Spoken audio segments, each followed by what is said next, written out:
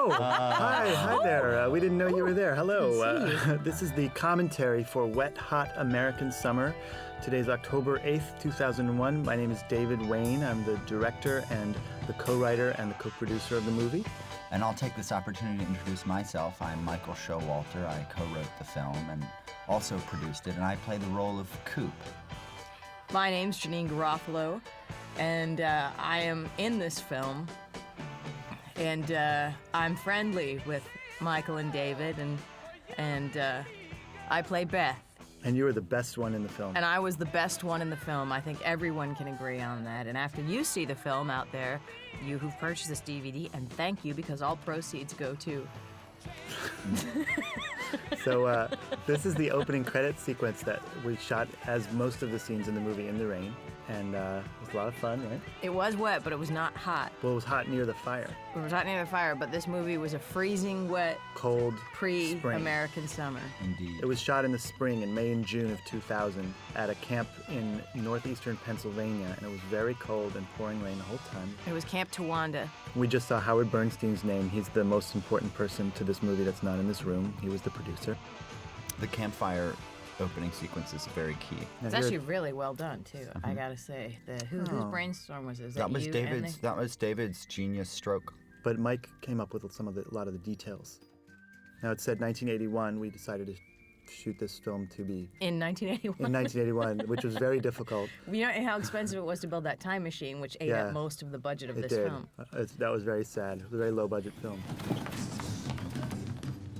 Sneaking out of the bunk and sneaking out of the bunk is a major thing that you do at camp, especially as it gets towards the end of the summers. This is supposed to be morning. You don't care if you get in trouble. See, they're not supposed to be in the other opposite sex's bunks. I went to Camp Moden in Maine in the 80s, and we used to sneak to the girls' side and then sneak back in our sweatshirts after morning. Now there you are, Janeane. That would be myself and Nina Hellman, who played the nurse. She's our good friend and frequent collaborator on various comedy projects. Little known fact is that there is beer in your coffee mug. Is that right? Oh. No, actually, no. That if there was alcohol in there, it would have been whiskey. That's As right, you know, I don't drink beer. There's Peter Sollett as the guitar dude we just saw, and then Moose, that's Jacob Shoesmith-Fox.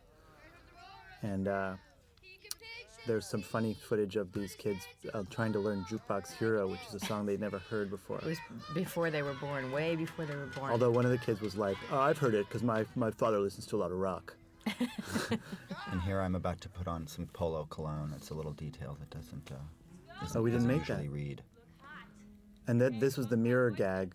When you see the reflection in the mirror, you're actually seeing the girls on the other side of the mirror. This came up with our production designer, Mark White.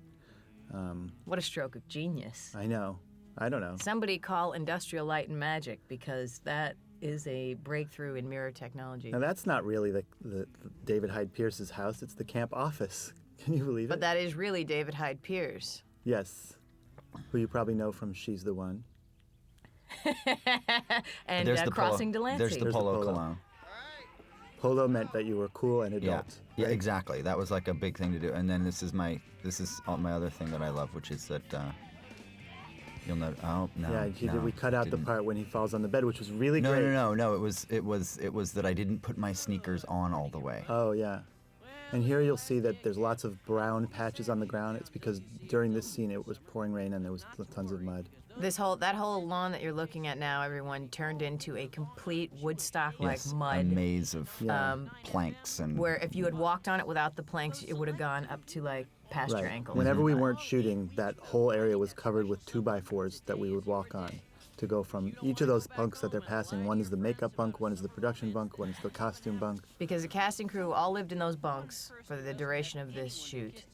And it rained, I'd say, what was it, like 23 out of 28 days or something 25 out of 29. And essentially that lawn there, that quad in front of the bunks was destroyed. Right, And it had to be fixed the day before camp so really here's Marguerite Moreau and Paul Rudd. I always thought that if you make out with your tongue like that and everyone sees it, it shows that you are grown up. It's very classy. And very cool. You may know Paul Rudd from Overnight Delivery. Mm-hmm. Yes, and you know Marguerite Moreau from Ladybugs. Ladybugs. Is she in Ladybugs? Mm-hmm. Very good. I didn't, because you guys probably talk about that. Because we hang all the time. Marguerite is actually in the Firestarter miniseries. Yes. Oh yeah. And so what do you want to talk about, like, what this movie's about? What this movie's about? It's about summer camp. Oh, that kid's picking his nose on the right. And I honestly didn't notice it. And I didn't think, had I to do it over again, I would have told him not to do that. Why don't you tell about how a lot of times for the female extras, the little teenage campers, sometimes you'd say, maybe you should wear a bathing suit in this scene or stuff like that, David. What about that? Well, we just thought it was accurate that little girls who are 14 Who are just hitting puberty. should wear bathing suits. I don't see what the big deal is. Marguerite Moreau actually came in very, very much at the end of the casting process because we couldn't find the perfect Katie, and then she was cast at the end. In this scene where she says, "Do you want to be my girlfriend?" Originally, the line was, "Do you want to sit on my face?" But we And had you her, cut it why? we had her Because change it in ADR. It was inappropriate. We wanted to slowly bring in the weird stuff. Mm-hmm. And this is sort of the first weird joke when he says, "I want you inside me." There's Ken Marino of Men Behaving Badly. Exactly. Exactly. Ken Marino bought that wig in L.A. and brought it. That was his genius stroke. He helped create that That character. is a by great, being- a great wig. He has very straight hair, people, very straight, soft hair. The Juan Epstein look. Mm-hmm. And then now this is the. I, too, am wearing a merkin, actually. I'm not wearing a wig, Right. but in this scene, I'm wearing a merkin. I like how much dirt he has for a tiny flower pot. That shirt you had to wear every day I did. It and stunk. got sick of it. I did hate that shirt and those pants. My- I have a problem with BO. My sister has whose name is Beth has a shirt just like that she wore every day for about 10 years. And what about the body odor? Yeah, she's got that too. No, she doesn't. She doesn't. Oddly enough, everyone's skin in this movie looks very healthy, but considering the way we were living at the time, I can't believe it. I think it's just because everyone's skin was wet Yeah. from the rain. You and David Hyde Pierce, I think, have some very good sexual chemistry going on in this scene. That's because we were having a torrid affair during the shooting of this film. I suppose that can be brought out into the open now. Now's the time. Now's the time to bring it out. We were actually having actual sex in between takes. It's sort of like Marlon Brando and Maria Schneider. Or in the scene in Don't Look Now with Julie Christie and Donald Sutherland. That's what I was- It's that's that what I'm kind of thinking of. sexual I was thinking of tension. Mickey Rourke and Kim Basinger Kim or or Carrie Otis. Carrie Otis in Wild Oh my Orchid God. 2. Oh my God. God, I sound like Jimmy Glick. Now, what do you think that is? So you'll hear this music. All the music was written by Craig Wedren, who's our good friend forever and ever, and Teddy Shapiro, also a good friend. And they did it for very low budget, a very quick time. They did a beautiful job. I think something that's worth mentioning about the cafeteria scenes is that almost every single shot in the cafeteria was shot on A different about day. 8 days. So all of the reversals and all of the reaction shots are shot completely out of order in terms of the days. And you'll see that in some cases people are kind of sweating, and in other shots they're you can see their breath, depending on how hot or cold it was. And there's Christopher Maloney, often mistaken for Elias Koteas. Don't make that mistake. That's Christopher Maloney. And 80 Miles as And Gary. 80 Miles, exactly. They were great together. Christopher Maloney came in and showed us how he would do the part of Gene, and well, I mean the rest is movie history. That's a real tattoo. That's Chris's real tattoo, by the way. And that's also his real beard. That's his real beard, but that will not always That be will his not- real that will beard. not And always be it's his up to real you, beard. the viewer, to pick which scene. We won't tell you until after it's already started. There's There he is, Gabe. Gabriel Millman, who plays the caped boy. Excellent actor. this was one of the scenes that we were shooting, and the rain knocked out the generator in the middle of his line, so we had to pick it up the next day. Now that's the kind of interesting I know. tidbit. I admit that's Yeah. not interesting. I fully put forth that it's not interesting. I'll make an effort from here on out not to say things like that. We don't say his name in the movie, but That's my manager, Marla, by the way. The name of Gabriel's character is Caped Boy. And the reason you can tell that is because he's wearing a cape made out of A sheet. Made out of a boy. out of a sheet, out of a boy. And an I Hate Mondays t-shirt. both of which were in the very first draft of the first script. Thank you. There they are again. He actually says what his name There's is. doesn't Marissa he? Ryan. Yeah, he says his name is. You may Keith remember Stack her or from something. Major Dad. Remember? The precocious teen in Major Dad. Look how she's grown up, and yet playing a teen. Now, And the thing about Marissa is, until you meet her, you don't realize how tiny she is. see now you Yes. see there's Much tinier than you'd think. Molly Shannon and Nina Hellman, who will in the next minute later will be switching places and sitting on either side of Janeane. It's Molly one of the many Shannon. continuity mistakes. There's Zach Orth's back. My first film. Oh, I didn't even notice that continuity mistake. Thank you. Wow. Oh, and that guy's shirt says cats on the lower left. Not the play, it's a shirt about cats. Just the animals. I always thought that was Now, cool. what did you say continuity was wrong here? Now, when No, when you'll see when you go back to you when you're talking to Ken Marino about taking the Eagles out. Suddenly, Nina is Right, on the right. other side. Oh my Because gosh, I've never noticed that. We didn't realize that. We had thought that was going to be a reshoot. It's really not interesting. No, that is interesting. That's for the Gaff Squad. Well, there's a lot for the Gaff Squad. We'll point it out. Now that was something we sort of cut together in a way that wasn't intended. Well, actually, it's weird. My reaction to him is weird. In that I've often thought to David Head Pierce. Well, we wanted to at least attempt to make it clear that you feel bummed that he didn't make the right kind of eye contact. We sort of created that in the edit room. And you know what? It does not work. It does work. I think it works. I'll tell you right now, it doesn't work, and I'm sure the viewing audience would agree with me. I think it works. But I'm going to throw out a shout out to our very talented editor, Meg Redeker, who we worked with. Oh, all right. Yeah. Maybe something else will come up. He was really cracking those eggs. Those were real eggs 80 Miles is a great. from great actor. 1981. See, there's now Nina on the other side. I never see, ever I noticed see, that. I see. Okay. I drank a lot of bad coffee from take to take. in this. Also, most of the scenes in this room were shot in the same place, just with different posters Posters on on the the wall. back, yeah. There's Amy Poehler. Amy Poehler, Bradley Cooper. Bradley Cooper is on the show Alias. Alias, Amy Poehler's on the show Saturday Night Live, formerly of the Upright Citizens Brigade. Actually, still the Upright Citizens Brigade, but the show's not on Comedy Central. But neither of those actors were in those shows at this time. And now this is a scene where you can see the water dripping from the Yeah, from in the fact, pi- though, from the drain pipe. our prop guy, prop guy There's the Duke, rain. Yep. had actually built something to block some of the rain from that window, but he couldn't block it all. Because nature's just too great And it for was the just one. prop man. It was one of those many times when we were just like, okay, well, what are you gonna do? Shoot it anyway. You can't build props against God. This, yeah.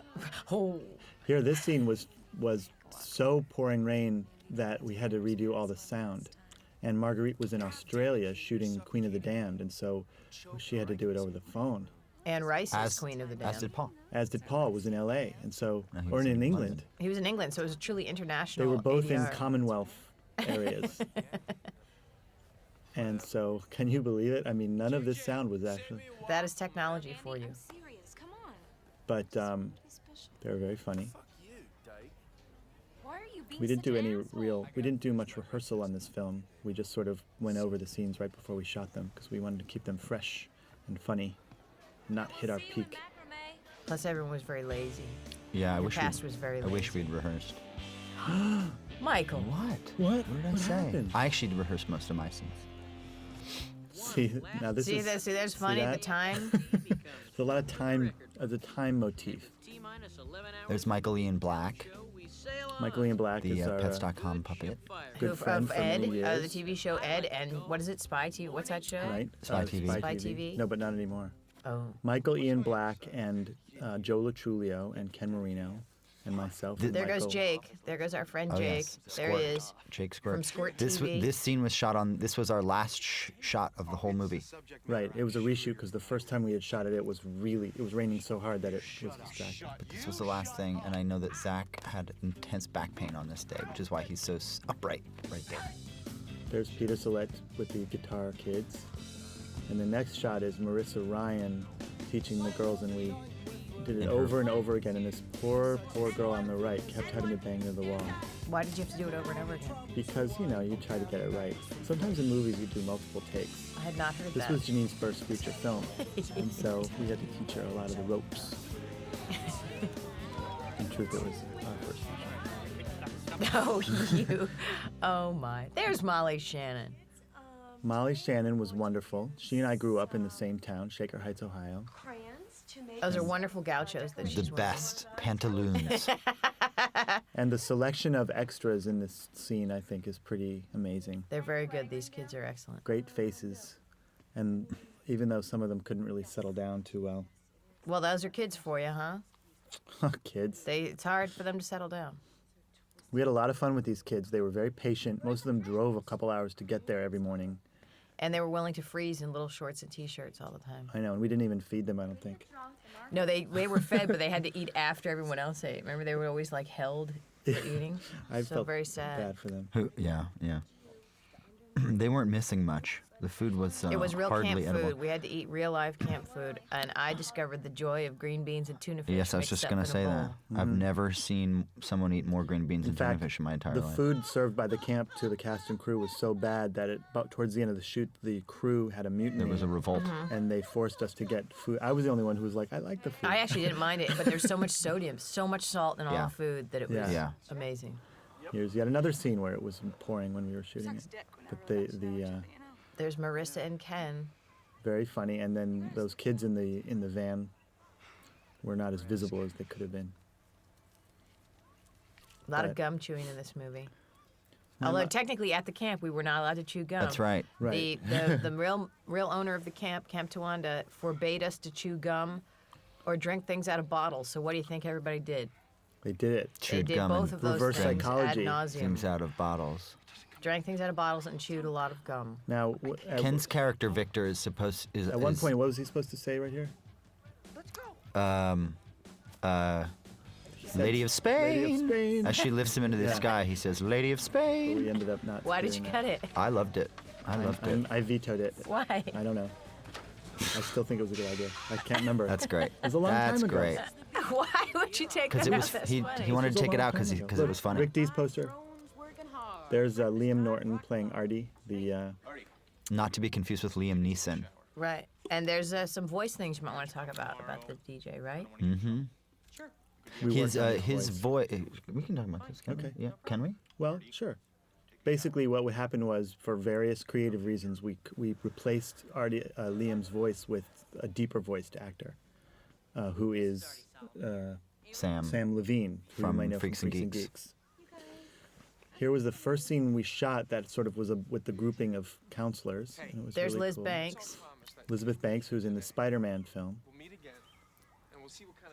and Everyone else has been introduced. it's exciting to see everyone together. Well, did we know? Oh, we talked about Zach Orth and Bradley Cooper. Okay, so what is it? Is it like 9 or 9:30? We had fun times going out to Honesdale.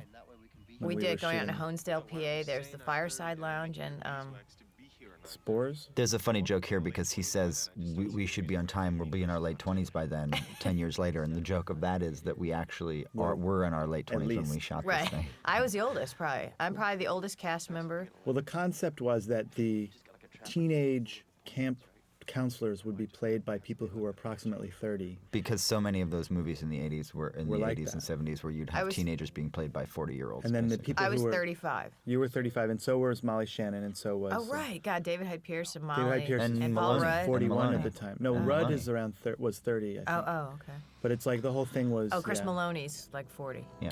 I guess I wasn't the oldest. The idea, though, is that there were no actual teenagers in the movie. Everyone was pretty much either under 14 or over 25, except Marguerite, who was 22. This is many people's favorite scene, and it's not really germane to the plot.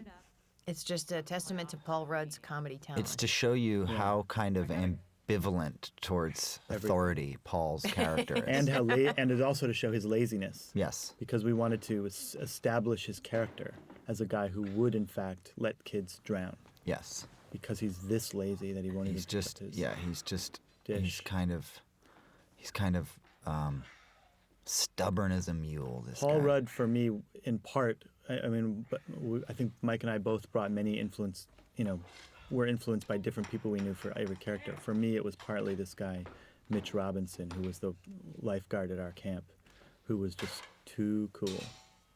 Too cool for school, cool eh? for And he just emailed me, or I just saw him, he put some message on some message board, and I think he's like a a sportscaster now. That's great. Yeah, David. thank you. There's That's a another nice great little that shout little out to boy was Mitch great. Robinson. What was his name? Gideon Jacobs. Gideon Jacobs. Excellent. His parents are both psychologists in Manhattan. Wow, so he must be very. Gideon, I believe, is going to be an Academy Award-winning actor one day. At one point, Look out, Hallie Joe Osment, because Gideon Totally. is nipping at your heels. I think in an early stage, can we say, the guy who was going to play that part was the kid from The Kid, Disney's The Kid. Mm-hmm. His mom pulled him out on the last minute for moral reasons. Because the script was so base and sophomore. I guess so, but she said she loved it at first. That's because she didn't read it. But originally, in the earlier drafts of the script, all the kids were giving her therapy and advice. But we thought it was funnier if it was really one kid. One kid kind of took over. Sort of made it his thing. Gail, listen.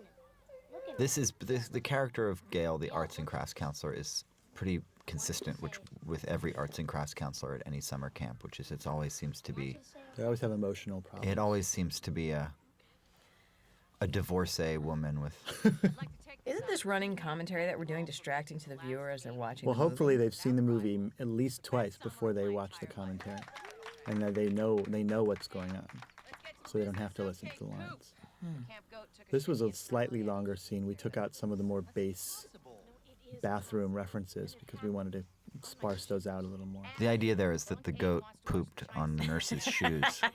Although Nina, who played the nurse, was accidentally not called to the set that day, and so we shot the whole scene without her and then stuck her in with body doubles around her to shoot that one shot of Nina.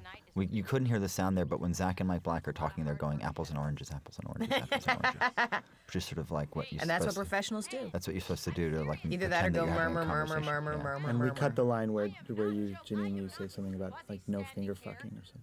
Oh, that's right. I forgot about that. I'm sure you were happy about that. Could you not use the word finger in this commentary? This is a PG-13.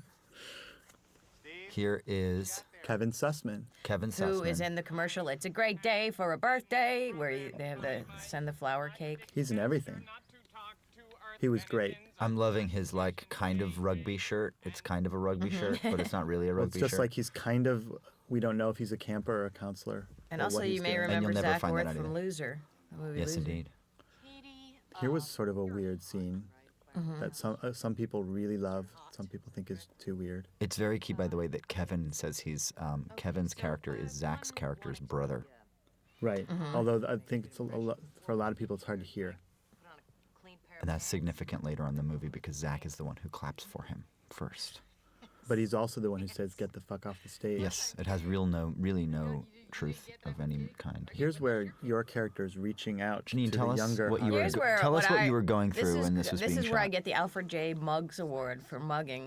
And what I also think is great is no matter how you shoot me, you will get the double chins, which Now is I nice. think you're very beautiful Oh, you stop it. on any angle. But here's also two different approaches to doing a scene.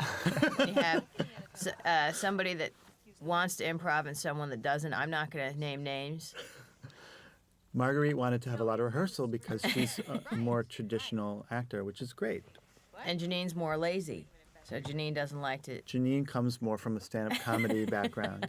Both processes are totally valid, and I adore both of these actresses because people will hear this forever. And boy, they're really going to take it to heart. Here's the beach. See, these kids were freezing that day, Yeah. right? The waterfront. These yeah. are very. Yeah, These everyone. kids were good sports because these- you can see people's breath in these scenes. They were incredibly brave. You can see Paul Rudd's nipples are very small. It's true. I never noticed that till now. Well, it's because it was raining and cold, and these poor kids. Oh, they get smaller We were like, on guys when it's raining and cold? yeah. We said, when we say action, would you please jump in the water And how about for a Elizabeth minute? Banks' nipples? How did those fare in the cold weather? I never really looked at them because I was only looking at her eyes. Yeah.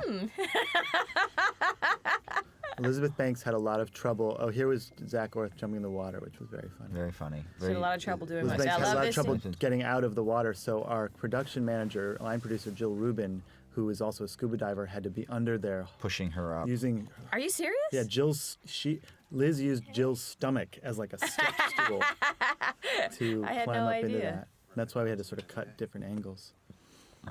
So you're telling me you never There's you a just scene- looked at Elizabeth Banks' eyes the whole time? There's a scene in Zoolander like this, isn't there? Like my No. it says gurnal or something. No, he says no, he says you, Googleizer. you googly Googleizer. instead Yeah. of you. You googly. There's something Instead about of writing in the eulogy. journal too, isn't there? Oh, who Gurnal? cares? I don't know.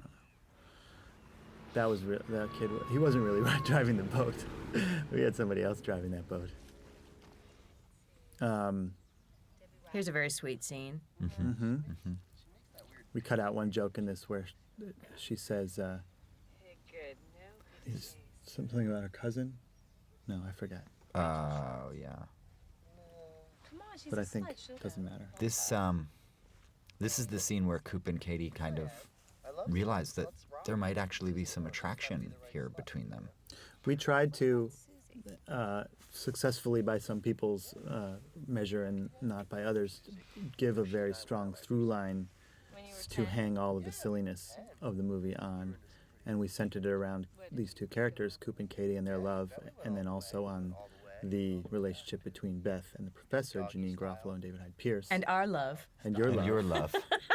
And so with Coop and Beth being sort of the dual protagonist among the many other protagonists, that was the structural... She's looking at it.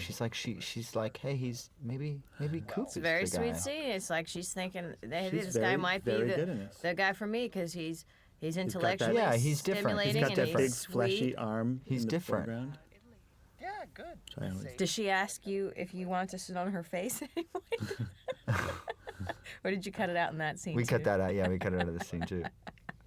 That would have been hilarious if I mean, she asked. Oh, the references She to... did. She said, "Can I sit on?" She said, "Do you want me to sit on?" No, she. No, see, I'm saying it would be funny if she said to you, do you want to sit on my face? That's what she says.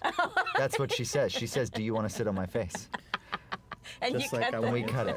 I also We have to got it. say that the reference to Style Council and Human League, we knew at the time was wrong for the year. It was Mm-hmm. anachronistic, but it was actually my job to rewrite that speech, but I... Actually, not true. Style got to Council it. and Human League were both firmly established No, they in weren't. 1981. Yes, No, they were were. not. They weren't. They I'm- really weren't. I'm telling you that I know I that you're watched. like I was indie a outing, I swear to whatever, God, like I you're the babysat. cool, I was a hip mother's. Janeane Garofalo. What, you Shut up. babysat Paul Weller? I was a babysitter. You babysat Paul Weller and, no, and he had a band in the then? summer of 1981, I was a babysitter who spent a lot of time watching MTV. And one of the things was a MTV Human was League's first launched song. in August of 81. That's summer, isn't it? Oh.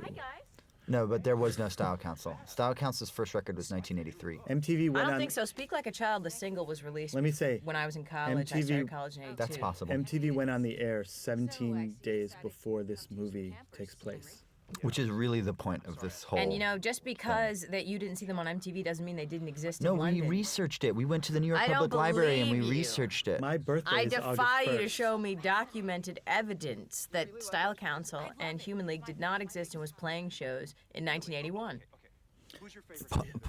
Paul Weller was in the Jam at that time. Oh, Jim Stansel that you mentioned here is Mm-hmm. the name of an old employee of my father's from Dallas, like 20 years ago, and he got that joke. When Was saw he it. was he offended? No, he was like, This "Where is- the hell did you get Stansel, David?"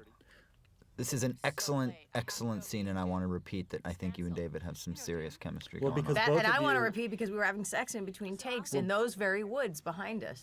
Both Didn't you you get and some David poison Hyde ivy Pierce, on your private I got parts? poison ivy on my privates. both you and David Hyde Pierce did the most improvising around your lines. And Improvisatory. that's what Before made each those scene, scenes David and Jeanine sparkle. would be like, give us an object, and then we'll just rip Well, through I the knew- scene. Give us an See- emotion. It was like whose line is it anyway? Exactly. Well, it was because we had so little money. And I we knew that laughed and laughed. I knew that we could only shoot so many shots, so I always shot you two in a single because I knew that your timing would be impeccable. Wait, you too? You, Janine, and Was you two even Oh, together in oh. 1981? Let's say. Excellent let's scene, my talk about favorite that a scene in bit. the movie right there. name. That's where people who weren't sure what kind of comedy it was go, oh, now I see where this movie's going. Should we go back?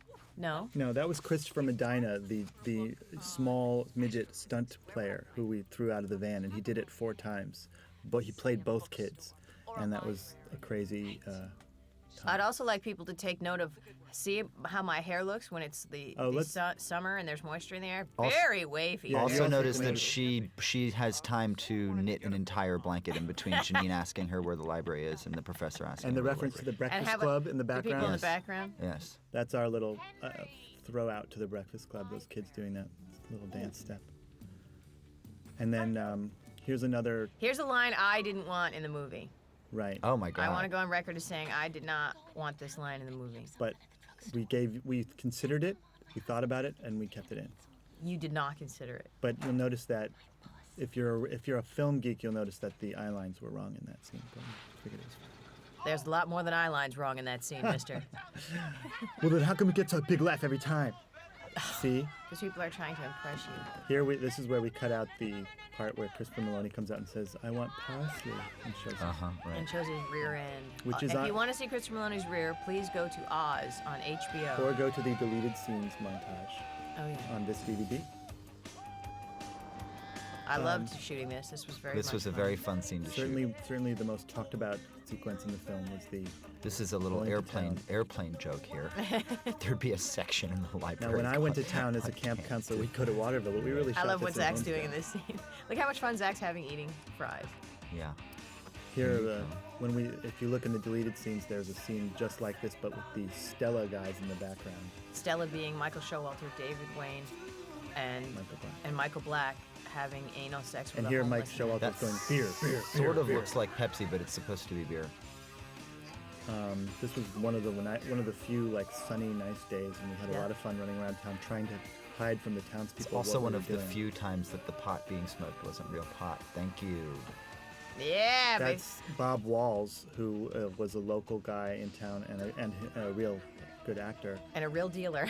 And there No, it says he was Waterville not. CB Radio Supply. I always thought that was fun. Get it? Because CB radios were more popular back in 1981. Michael even know Black's if they have pants them. are on his knees right there. Yeah, you Here's can't where Amy really tries see, to make out with him now. You can't really see that Michael has a big pile of his own vomit that he's in. We couldn't get the camera low or as fast as it was in the Train Spotting, which is kind of what this is supposed to be like. But There's also going to be some wonderful people from our crew. there's Kabira Kabira and Joe Joe. James. Those were two of our great crew members.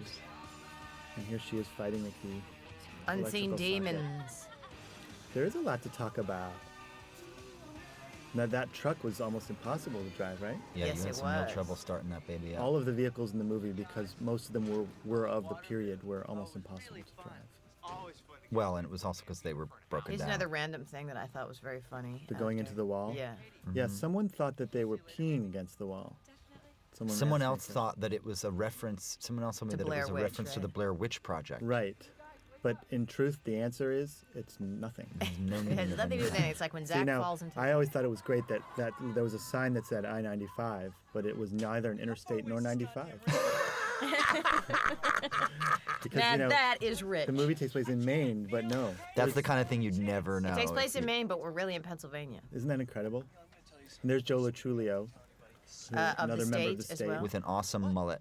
That This a is a good- That's those are major hair reveal here of extensions. Victor's the truth to Victor's character, which is that this guy talks a big game, but yet- in reality, he's a virgin. He's But- pure as the and there's driven a great, snow. what's the great line that we cut out of Undriven the scene? snow. I can't remember. What? We shortened the scene and we cut out a couple funny lines, but I can't remember what they were. You're the stallion. I think that's the one that's. I in. love Joe's reaction to that. It's so funny. Yeah, Joe is brilliant, and so is Ken. Originally, Neil's character wasn't supposed to be kind of as Joe made him a little bit more Now this feisty than scene. it was written. Let's see. What- Is what- there a fake beard in what- this what can scene? you- Is 80 Miles' hair much longer than it will be in the next scene? This is one of the. This is actually basically the only scene that we ended up reshooting, like months after the shoot. Like, the shoot was May and June, and this was I don't know when. Look at Chris Maloney's beard and Late look at 80 July. Miles' hair. Chris Maloney was already back on a Special Victims Special Unit. Victims Unit, And right? so we quickly and cheaply made a fake beard, which, looks Okay, look fake. at 80's hair in this scene and then in the next scene. But it doesn't matter because it's still funny. Look at that beard. There, beard. Look at the mustache. We tried. We all really tried. I mean, And this wasn't shot at the same camp either. Can you believe it? It wasn't? Which camp was We this at? matched the trees though. This was shot just in New Jersey somewhere. Oh, that's good. So it wasn't far away. No, we were fine. Thanks. that's my favorite. That's my favorite thing in the whole movie where he goes, "I'm just gonna go back to my bunk." Oh, it's not the next scene where you see Mark 80. White, the production designer, and his team did a great job with this. This is one of the few sets that were actually built as opposed to just using real locations. Yeah. And they built it inside the camp gym. Did you? A lot of the arty stuff was longer, but like so many things in the film, we had to shorten it or take it out. Sorry, folks. For the pacing latest reasons. Interrupt us, if you will. No one's, Hey, no what one's the- listening. No one's listening Some to people his get radio that. broadcast. The idea is no one's listening, yeah. Those being He's got an imaginary audience. I think Michael Black, in one of the stage readings we did in the process of writing the script, came up with the line of, and excuse the Yiddish. But the truth is, a lot of the time men can be We wrote the script in April of '97, insensitive. mostly originally as sort of like, let's just write a quick outline and take our friends out to the country and shoot something. But we ended up sort of developing it more into a real movie. And we had some readings with our friends, including Janeane and others, over the time. And it took 3 years for us to raise the small budget. And then we finally got to shoot it. And And here we are Oh, doing wow. the DVD voiceover. so it actually, now it's out on DVD. Isn't that great? So since 1997, what has happened? Oh yeah, the Third World War has Right. occurred since Well, Eve's we're recording this, inception of this. this commentary on the second day of the American and British attack on Afghanistan. Afghanistan, but we're after September 11th. So now we're just waiting for the retaliation back. So check in with us. See, it says Moose River State Park. That wasn't Moose River State Park. We made that sign. You're kidding me. I can't tell a lie. It was all a big rig. And I remember my parents were there waiting for them to finish shooting this. Luckily, it so wasn't they could raining continue. that day either, huh? No, it was. It was. Looks pretty dry. And there it says Maine. It wasn't really Maine. See, it looks like there's some sun. There was. Oh, this was sort of a sunset, even though it was supposed to be It mid-morning. was pretty. And this was fun. We had to, we had to stunt people rig this van. This is very funny. And no one knew exactly what it was going to look like. And there probably were, 40 people watching? Yeah. And everyone was like kind of silenced by it because we didn't think it would be quite so. Well, the stunt. Yeah, well, so the stuntman got in the van and crashed it into a tree. Yeah, there wasn't really much of it. Wasn't like a trick at all. Nope. He was just like, I'll be the guy And to he got crash it. whiplash. Yeah, he was. Oh, He was no. in pain. Okay, let's check out 80s hair compared to the last scene you saw. 80s. Yes, you're right. It's You're like right. a few It's inches shorter, It's a isn't good it? inch and a half shorter. This was the first dialogue scene we shot, so we were being careful and a little nervous. But That's why very like the fun. production value is a little bit better in this scene than we have seen in the movie because And there's sun's because it was out, the too. first, colors are the nice. first scene. Well, we yeah. spent a lot of time lighting it so it looked like it was sunny. And then we realized that we couldn't do that every We didn't time. have time for that. How long did it take? What does it say on Marissa's T-shirt? It says, "Don't hate me." No, I've been. Shoot, I did. I've been. It's funny, whatever It's it is. funny. It's somewhere. We'll It's get great. back to you on Jill that. Kleiber, our costume designer, did Send an us an amazing email. job of finding choice garb from that era. Jill was brilliant. She had done a film called Whatever that also took place in 1981, right before. I think that the use of this Danny's song by Kenny Loggins is really perfect. here. I've been. I can't remember. I don't know, and I argued with you, Mike, for a that long you time. had that you'd never heard of it, And that no one had and ever no one heard had of ever heard of it, and then when you heard it after me telling you about it, you were like, "Oh yeah, I love that song." But you had played me like you'd even tried to play it for me. I'm like, yeah, I don't know what that 1,000 is. times. I know you were just determined to decide that What song wasn't did you good. want? Well, we had originally written it to be James Taylor's song, Fire and Rain, right? Yeah. Stockbridge to Boston. But then we couldn't get that, and so we couldn't. There was some big '80s stuff that we wanted. We couldn't get like Billy Joel. This was a very hard motorcycle to drive. And there is where we cut out the scene with myself and Carrie Kenny. Also of the state, Carrie Kenny. You can see on the deleted scenes as well. And this was a scene that we kept rescheduling because it kept raining, or we thought it was going to rain, and it, I don't know. Then we ended up shooting it in the rain. And we could only get one angle on this like trailer where Joe was riding the motorcycle. It was on a trailer, and we could only shoot from that one angle, so we sort of made comic value out of the fact that we only had one angle. And the option, we also shot, in addition to that rabbit, a dead turtle. Yeah. And that woman picked up the dead turtle. It was so disgusting. And what was this originally in the original version? What was it originally that is the original? It was like a can. It was something even smaller than that. I think. Was it? I remember there was a different ending too. There was a whole nother ending. And we Yeah, got no, yell, he obvious ducks stunt behind double. he ducks behind a billboard, sign. Or yeah. something. And here he's got the classic, You He's got too me. good. You got me.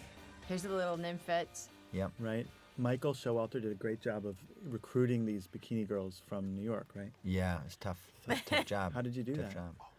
I just sort of had them show me what they looked like in bikinis. And Although that one that we just saw was the daughter of one of the production people, right?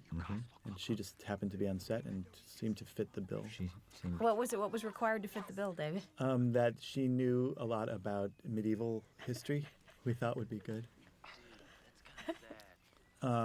This was one of the last scenes. You'll notice the sun not shining. The idea here is that these Porky's guys, the classic Porky's guys spying on naked women, assume always that their friend who's not interested. And they also assume that they can't be seen behind that tree. Yes, if they're exactly. sort of near behind You know, that's it. what girls do. I want to let you know that that's true. That they just do. cavort and they giggle. cavort and giggle you and were doing that all summer, toss a weren't you? ball around and standing in You a invited circle. us to your country house, and you and your friends were playing I said with there's the going to be women tossing a ball.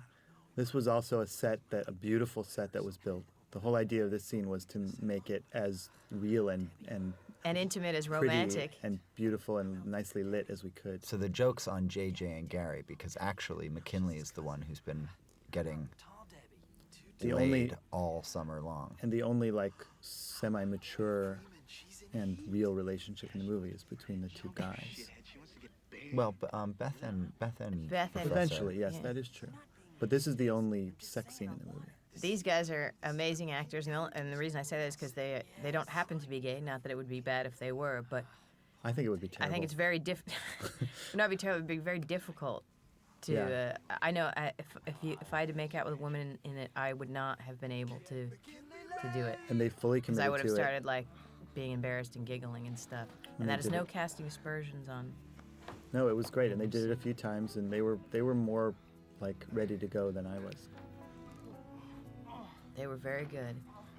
They In I fact, can't the even do original, heterosexual in the rough cut of the heterosexual movie, sex scenes. the rough cut of the movie, that scene was very long. yeah. We cut it down. This is another favorite scene by a lot of people. This is a good one. That's perfect that Zach has that cape on. Originally in the movie, Zach asks Coop's character if he can be Coop's bat boy for the big game, and then shows up at the big game in this ridiculous makeshift getup that he's got. It looks kind of sunny that day too. It was.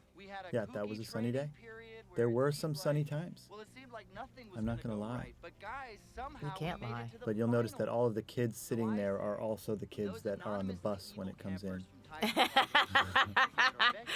Well, in fact, there's only so many extras in the whole film, and so you'll often see the same faces over and over again, even in places where they couldn't possibly be. But it kind of gives a certain unity to it. I really like watching just watching Zach right here. Yeah. The coach is played by Ian Helfer, a good friend and actor, who unfortunately we couldn't go to close up on because we liked the idea of the single shot. The film was called the other camp was Camp Bear Claw, Yes. but we found out there is a Camp Bear Claw. So it became Camp Tiger Claw. That took us hours to change the name. Mike and I tend to have very long discussions about the wording of a single joke because we're so great. Mike, have you discussed the fact that you lost a lot of weight to play a teenage boy? Yes, You're a regular De Niro. I tried to get as skinny as possible. Which you achieved. Which I achieved. You had that's what- manorexia. I had manorexia. I've since then You're still skinny, put but on. you were But extremely skinny. I put some of those pounds back on, Now this was a truly beautiful day. mostly in the area of my Your hips and cock. thighs. It was sunny, thank God, that day. This was my last day of shooting, Yeah, I think. and I was very sad about it. Usually I am Yeah. euphoric on my last day Well, of this shooting. I think you were wrapped at the end of I was this wrapped after the shot, scene, and and I then was we all very sad clapped about for it. you, and we all. And did you go home? I stayed, I left the next morning, I believe, I think I jumped in the water right after this because I was, in a good mood. because I had to go to London. Everyone went swimming. Yeah, everyone went swimming after this was shot. The whole cast and crew, it was basically like the line between real summer camp and our movie was very thin, and we all bonded as if you were at camp. Captured the flag sequence, which was This is one of my favorites. Very, very funny. I like watching Michael Black do his. we trimmed a lot of stuff out of that.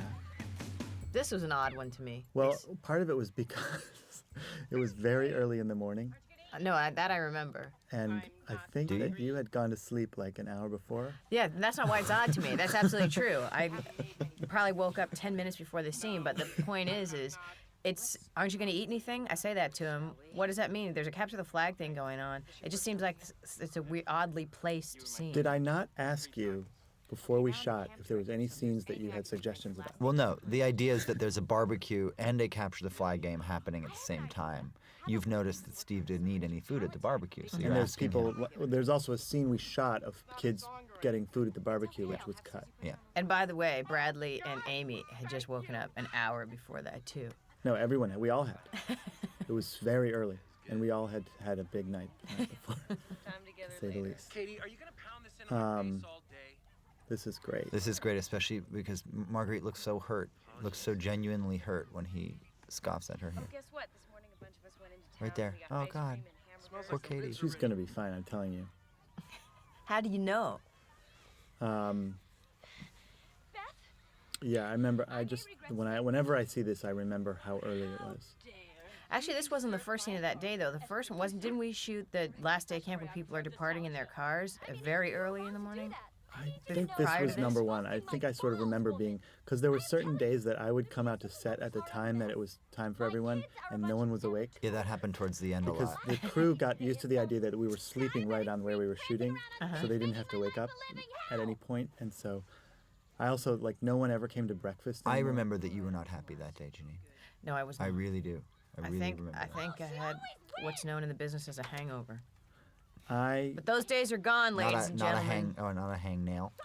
I don't have hangovers anymore. what we tried to do here was, like, focus on the rock, and then at a certain point, move it to his face. If you go to film school, you know what I'm talking about. It's called racking What did you say the focus, term isn't is? How do you pronounce it? Face?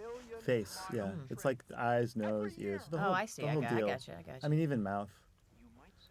This was good. Little bits of improv that David Hyde Pierce did. He's tremendous in this film and in everything. He's a great actor. Yeah, and what's so cool is he really looks different than on Frasier. I hope Just that a when I little. grow up, I can come to Well, he doesn't wear Tradition. shorts on Frasier.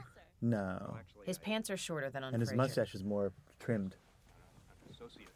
It's That's not a the real cure, mustache, though. is it? Madeline No, it's Blue not. and Chris Cusimano. His original the original mustache they were gonna have him do was sort of like a curly mustache, like it had a like a handlebar curly mustache. That would have been But great. it was too Either it that was- or a Hitler. No, we wanted Yeah. to do a painted-on Groucho thing Yeah. for him. This is one of my favorite scenes where they just start crying. Him crying, that is and very then that they do it like so you can see everybody, like they're not. Yeah, they're all the they're way all around. cheating out to the camera.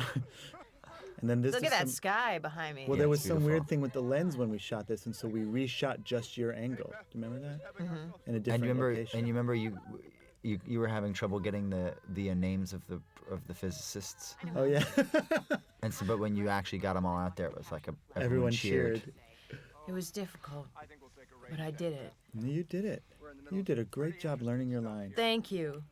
Cassidy Ladin in the background in the red is supposed to be the mall rat girl. But she's more sort of the like popular Yeah. rich kid girl.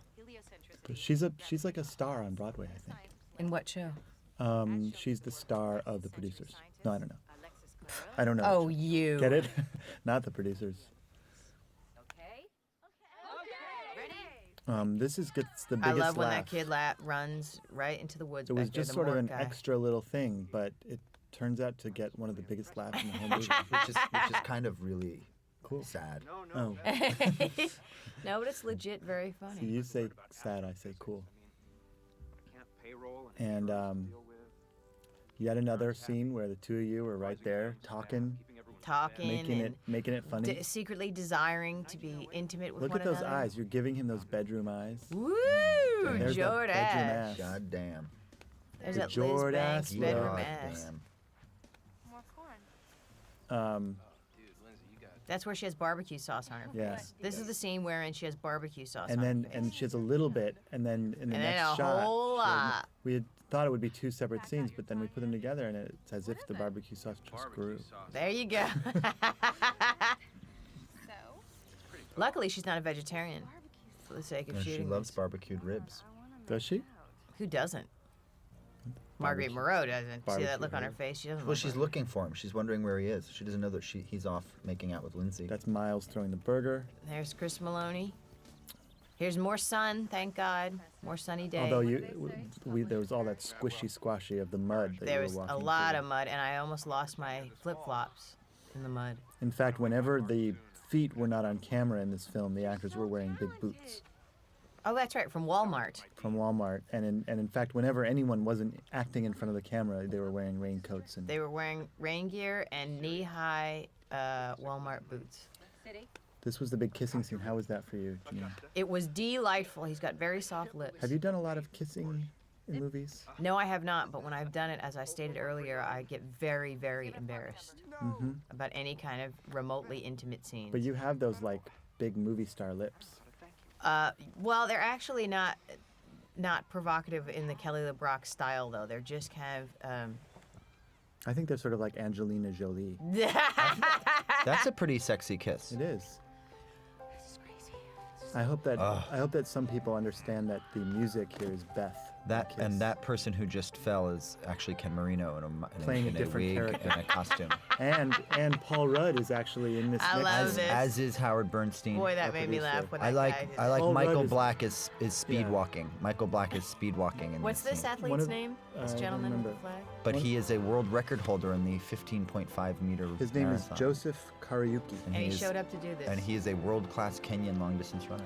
And we shot that scene about 1 second before the biggest thunderstorm ever. And when we were told to clear the area by the loudspeaker, And Mitch they're- told us that he would not be liable insurance-wise if we did not immediately clear the area. We also mutilated his lawn every day. I'll say. Well, what did he think was going to happen? He's the one that wanted a movie production. I love the popsicle mouth that. Yes, yes. You I can like see. this kid to the right of the screen with this sort of like, A very Yeah. somber expression. yes, exactly. And on to 223. This was a hard scene because it was raining. And it was cold. Look how cold these poor. And this kid did his own Look at the stunt. But breath. You can see the we breath. had this great kid who was like, his parents were like, he's a great water skier. He's an incredible water skier. And he's like, yep, I'm a great water skier. And then they show up to the set that day, and they're like, he's actually never been water He skiing. doesn't know how to water ski. And they're like, well, does he even want to try? And they're like, no, he doesn't water ski. He never has. I'm like, So to make a long story short, there was a kid there who did know how to water ski, and that's him right It was there. sort See of, her breath, Elizabeth Banks' breath? Oh yeah, it was freezing cold. It was freezing cold. and also the boat would have sunk if everyone was in it at the same time, so we had to keep switching people out. The idea here, by the way, is not that he's actually killing these children, but more that he's just Disposing of getting them. rid of them. And in an earlier version of the script, he took the kids out to the woods and put a silencer to their foreheads and Yeah. shot them. It's funny with the van. This is also one of my favorite scenes here.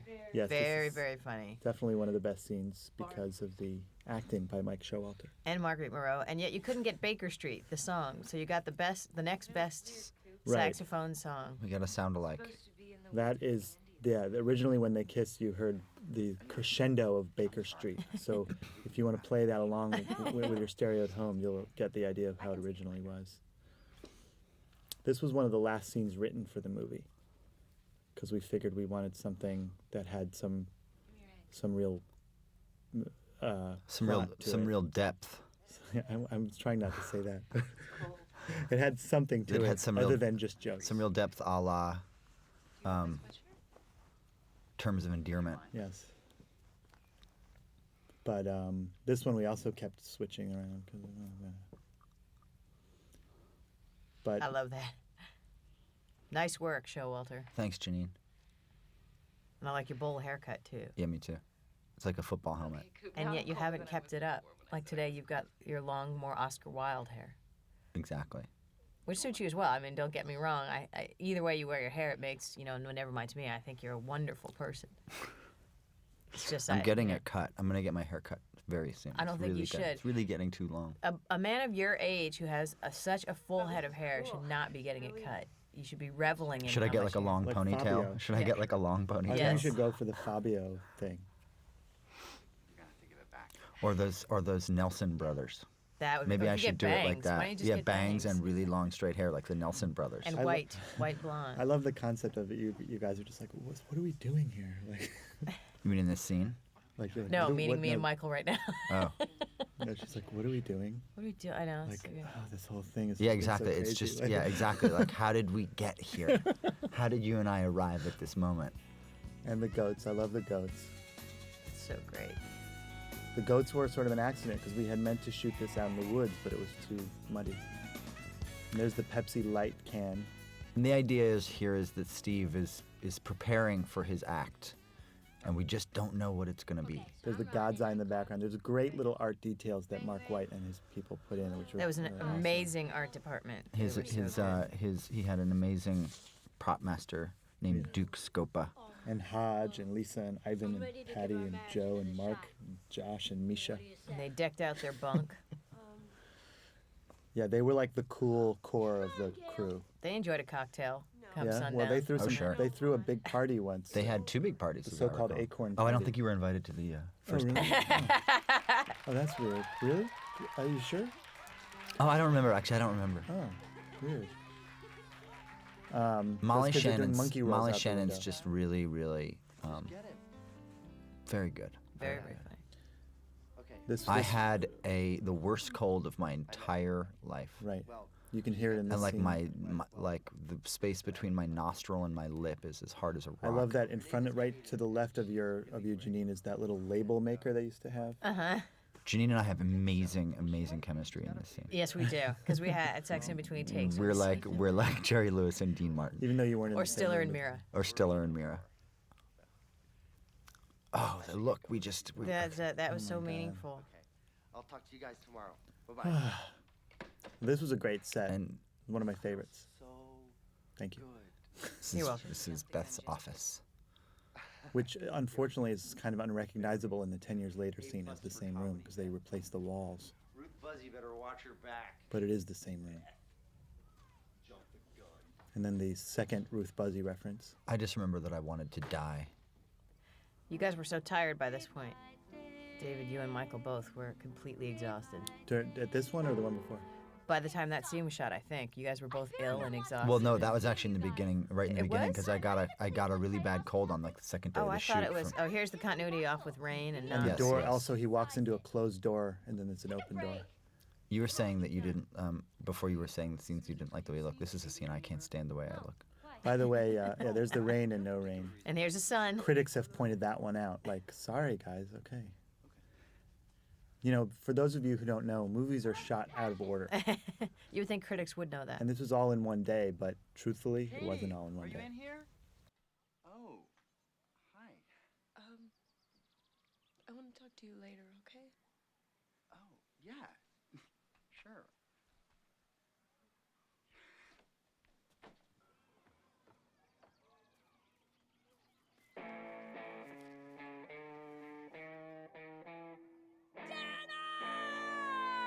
Have you seen JJ and Gary? Do you know where they are? Don't know. Yeah, I'm a little worried. And that, then like, here's the crate and barrel scene. I love this scene too. These guys, A lot of tension. It's very scary. these guys gave it their all. A lot of times it's like when the going gets tough, the tough get going, and this was an example of that. We had this whole idea that breakfast and dinner would have completely different lighting. We would do all these different changeovers, whether it was the breakfast scene or the dinner scene in that room. And thank God you abandoned that. We Don't abandoned that very quickly. And the difference was that at breakfast it was French toast on the table, and dinner it was sloppy joe. Some of the names left out of this list were Lenny Kravitz, Right. Whoopi Goldberg, Well, some of them are on the deleted scenes. But Janeane improvised this. Saul Bellow. Isn't that amazing? I improvised this. Can you believe it, ladies and gentlemen? But Janeane, to this day, I don't know. Do you like? What's your take on what this scene, what that was? Like, what was going on in that scene? To With me, the I names. was telling the campers who needed to put their trunks out, and I was also making a kind of a joke about the fact that most campers in the tri-state area, in the New England area even, tend to be of the Jewish persuasion. Okay. Did you find that to be true, Mr. Wain? Well, I just thought it was sort of a random joke, the fact that you can't remember their names, and I just thought it was weird and funny. But I couldn't really remember the names, but also as in Camp Tawanda for real, when you look at the names of all the campers that would Right. be up in the bunks, every single name was. That you can't remember them, and that what you do know is they're all Jewish. Jewish, So you just exactly. start making up Jewish names Exactly. and guess that you'll probably be right. Exactly. So this is John Benjamin playing the can of vegetables, John Benjamin of Dr. Katz fame. or as Roper called it, the can of beans. but it was actually Michael Showalter operating that great little puppet that was rigged by Mark White. You were? Yeah, I'm behind that thing somewhere. Because John Benjamin wasn't even cast by this at that point. Holy moly. But he came up with that line, "Suck my own dick" and stuff when we were. And that's the recording genius it. of John Benjamin. And I just wanted. This is the scene where There's Marissa Ryan in the background with a record cover tanning herself, Right. even though it was very cold and cloudy. this is the scene where in the script it said accentuate the largeness of Michael Showalter's nose. At one point, It says our note to editor- director. As you shoot the scene, accentuate largeness of Michael Showalter's nose. Look, I learned my lesson. That was the same note that made my chins accentuated. Yeah, I got a nose editor job pointed after this out- movie, and now you can't even see my nose. It's so small. Meg, our editor, was like, "Sure, we want to use this angle at one point," and Mike never forgot it. I don't see why not. Jimmy use that Durante, angle. eat your heart out. Michael, I think you look very attractive with that nose, just the way it is. Thanks, I. Janine. And I'll thank the editors not to say things What do like you, that. what do you think about my rippling pectoral muscles? I think you look awesome, man. They're awesome. You couldn't be skinnier. You're perfect for a Calvin Klein in a basement ad. One of the regrets we had in the sound mix was that we took out this great music we had under this speech at the last minute, but we definitely shouldn't have. It was great music. What was the music? It was just sort of a recapitulation. Oh of God, the are we thing. gonna be able to put that back in? Are we gonna show that on any level? Oh my God, it's Well, really. why did It was you like the take it out? perfect It's like the George perfect- Winston kind Yeah, of I know. like But makes you cry. You don't even know And why. it's actually the music. tune of Higher and Higher that And why did you take it out? we took it out because at a We certain thought we had point, too many cues. Yeah, at a certain point we just took out a bunch of the music because we thought it was too much wall to wall. And I think for the most part it was the correct decision, but in this case we were wrong. Because we just had the Can of Vegetables music and we're about to have the Gene speech music. Oh, I see. I could talk about this all day. I could talk about this film for 97 minutes. And that's what we're doing. Here's Amy Poehler. She did this like 4 times. Great Yeah, she piece of physical comedy there. I knew we were gonna have a camper do that, and we even tried it, but we realized that you needed a You gotta have Amy Poehler, a seasoned professional. comedian. And here comes Chris Maloney's speech. That big 76, some people have said, is complimented us on that piece of art direction, but in fact it was there. In the real camp hall. I like when Malone's grabs the can. This was his first Yes, day yes. working, and he was talking to an empty room, and all of the crew was there, kind of like, wow. Everyone enjoyed it a great deal. He was most popular that day, I'd have to say. Yeah. He was VIP that day. I love that girl with the braids. She's got the best face. That little All girl. the campers that don't speak, especially, were local kids, and even some of the ones that do speak, from Pennsylvania, and they were amazing. They were all natural and funny and great to work with. I don't know Pulling the who he can out is, from but the- I do from know nowhere. this. At a time when I was trying to hide myself Sometimes it's good just to let the scene speak for itself. Oh, God. Right, like this so being one of true. those times. Why you don't want to interfere with it? Why would you want to speak over it? It's just so perfect the way it is. There's really no reason to keep speaking my over it. Practice It's what you just preach, great. Janine. Yeah. Oh my God! You're preaching to the, Snap. I think you're preaching to the choir, though. This is that- kind of the it just doesn't matter speech of Wet Hot American Summer. So you hear that. And he that sums up really the theme of the whole movie, which is be who you yourself. are. Be who you are. The glass breaking sound effect is heard there, as well as when he throws the bottle in the trash can at the beginning, and when she throws the thing, right, the trowel. But it's also heard when Victor saves the kids as part of the sound effects. But a lot of people will miss that one unless they're looking for it. I like the kid in the background of this shot with the squash goggles on. Yeah. That's real though. Kids would wear like random stuff Absolutely, to breakfast all the absolutely. time.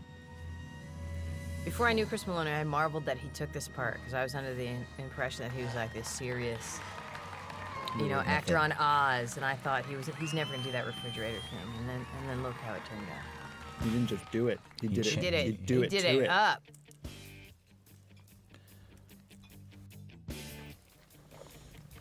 Was there anyone that you were trying to act like, Janeane?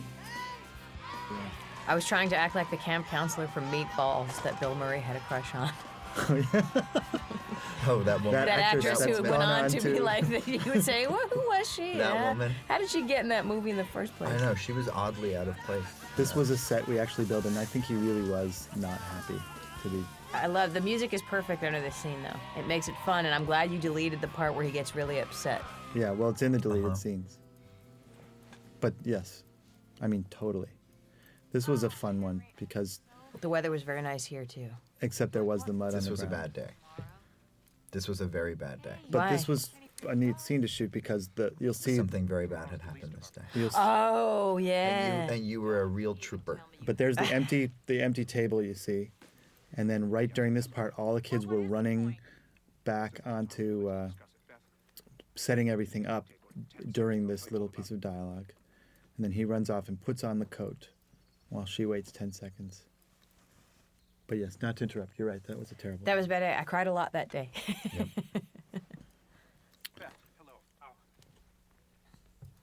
Then I remember when we. I think this scene would have been funnier if, when she goes there, he's there, as we saw him before, and that there weren't all of these other things there. I see. Huh. It Hey. sort of it changes the thing. It would have just been like he's there, and you really get the joke that way. That he just, Meet me in 10 seconds. Well, the thing about comedy is that you never, there's any number of choices of how to execute it. Right, and some people aren't going to always agree. And you never can really tell. you're really sometimes. employing the saying, let's agree to disagree almost all the time. That's true. Kind of. Well, Yeah. it's like. It's true. We can say it now. Let's agree to Should disagree. we say That's it, a great should we list. say it together? Okay. One, Let's two, three. three. Let's agree to disagree. That was pretty good. That was good. I don't think so. Let's just agree to disagree. There's the Bill Murray homage Right. on the magazine. On the cover of the Rolling Stone there. This was the first Paul Rudd scene that we shot, and we were This was also one of the very, very first scenes in the movie. We were still trying to figure out the tone, wondering exactly what it was going to be. I think it worked out very well. But I remember this was where you were just beginning to nail how you were going to play Coop. Remember? Yes. But this was also just we didn't get to see nearly enough of this set. Had a lot of great details that you don't see. We had this thing that we really wanted to make clear to everybody, which was that even though he's an asshole, Andy is also very good at being the waterfront counselor. So he has Right. like textbooks all over his room about waterfront counseling. And like when he's counseling the kids. I love this scene. I still I wish we had kept the rake in. He stepped on a rake and Which hit hits his him in head. the face. But it's very See, funny. we shot that scene so many times, and that water was freezing cold, and I got like pneumonia from it, and that's why I had a cold in that scene before. I also like what you deleted when Amy Poehler came running up. Yes, Right.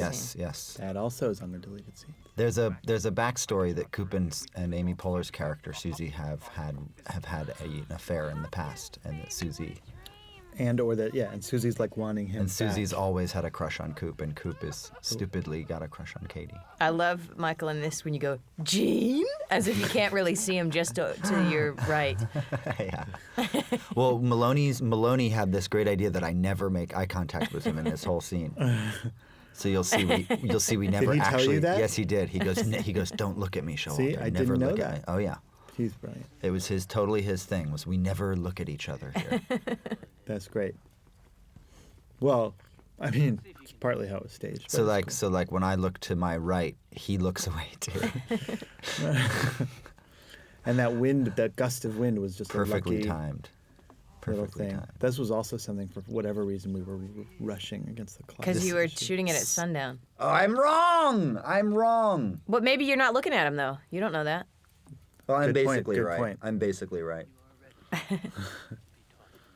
But this upcoming training sequence was something that we had a lot of fun putting together. We watched Rocky 3 a lot, and we watched Footloose, and we watched Flashdance, right? I like that expression on his face. I like that sort of. Like he's like, there's something wrong. Now, Michael, was it hard as a cigarette smoker to do this montage? No, I'm surprisingly athletic for somebody who smokes as many cigarettes as I do. We did this we did all this dancing totally improvised in big, long single shots with a really talented Steadicam guy named George and Miles. And how come you did add Miles to it? The idea was that Miles is like the Paulie, like Yeah. the other guy who's there. Just randomly shows up and is there to help out. And we also had more of a developed thing that the can of vegetables also, like can of vegetables is Yoda, and like Gene is Gene Obi-Wan. is Obi-Wan, and Mike is Luke. And here, this costume keeps changing. Mike's costume keeps getting closer and closer to Super Coop, which is our little name for the character that shows up later on in the talent People show. think that he's looking more and more like Gene, but we were really trying to make me look more and more like Carl Weathers from Rocky 3. Exactly, with the cutoff shirt and the And shorts. really tight shorts. It's amazing to me that another summer has passed since this was done. That's right. Another group of campers have used Towanda's facilities. And I'm sure Mitch, the owner, has shown them footage from this. And you guys just kind of made up this dance as you did it, right? Yeah. It's pretty great. Again, Chris Maloney was sort of whispering dance moves to us. That's great. And then the big Rocky freeze frame montage shot. I love this. And then we were lucky Yeah. with the great sunlight that day too. How did you guys keep from laughing during the dancing montage when you were shooting it? We were just so into it. The So- Britney Spears just took over. The idea here is that we stunt double. had such an obvious stunt double that we wanted to make it obvious by showing that. But a lot of people think that's just Joe with a wig. It's not. It's a Well, different person. my sister was like, there's this huge mistake in your movie, Mike, where you can totally tell me. But that was Joe, not Joe with a wig, but it was this guy named Louis Lasagna who looked a little With bit a like wig. Joe and rode the motorcycle. This was my funnest scene to shoot, rather. Oh, good. Me and Joe had the best time that night. And that's Peter Sellette as the guy there. Peter Sled is a very good musician in his own right. And he sings the song at the end of the movie. Wet hot American summer. This was a two-taker. We did this 2 times, 1 shot each. And the art department set up all these things that they could, without regard for anything, knock it all over. And they had to reset it up again. Thank God it was only 2 times for their sake, but I would have liked to have done it many times. I would imagine. Oh, it would have been fun. We were also at the end of our day, and we had to really rush, and everyone was trying to shut us down. And the thing that we don't show you is that there's 2 bottles of candy there, 2 jars, and he hits both. After the light, he then throws the next jar. We figured 1 was enough. It was so much of a help to have, at the end of a long day like that, the fact that you were there on location. All you had to do was walk back to your cabin. That was so great, as opposed to getting in a van and driving. A lot of the cast was living in the infirmary of the camp, and so that sort of became the hangout for the cast. Yeah, we basically all were living there, right? Well, most of the major cast anyway, and I was living there too. In fact, you guys were my neighbors. That's right. Yes, me and Amy Poehler were right next to each other because we could talk through the wall. And this scene was literally so rainy. Oh, and then here's the shot of the kids. That was the hardest shot to get in the whole movie because we had to have all sorts of stuntmen and frogmen setting up safety things for the kids. Those kids were very uncooperative and didn't seem to want to act scared in that well, lifeguard. because I think they that's were funnier, freezing though. cold. It and is. It turned out to work very well. I think it looks great that they don't look scared. Well, they were genuinely scared. And so they couldn't act scared. They couldn't scream and yell because they, Right, 'cause they were genuinely frozen in terrified, fear. Because they were on the edge of rapids, and we had paid them $50 to be in the freezing cold and risk their lives. I'm sure their parents were thrilled. That's my favorite line in the movie. Oh, fuck my cock. Yeah. I actually could have done without that one, too. David Head Pierce is like, so today's the day I have to say, oh, fuck my cock. Now, here we are beginning the talent show, which is sort of requisite scene for any good It looks camp like his movie. mustache was more curly Q I on was that just day, going to say. Obviously, we only had one angle on that thing, so we just kept zooming in which and is out. funnier. And then I love this bit. So how long were those kids in that raft? A while. Well, first they came out and they were facing the wrong wrong way. direction, and we're like, send them back, turn around. But it was so cold. It was like 30 degrees out. Everyone was freezing, and they were in their t-shirts. And plus, one of the kids wasn't a kid. It was the midget stuntman, Chris Medina.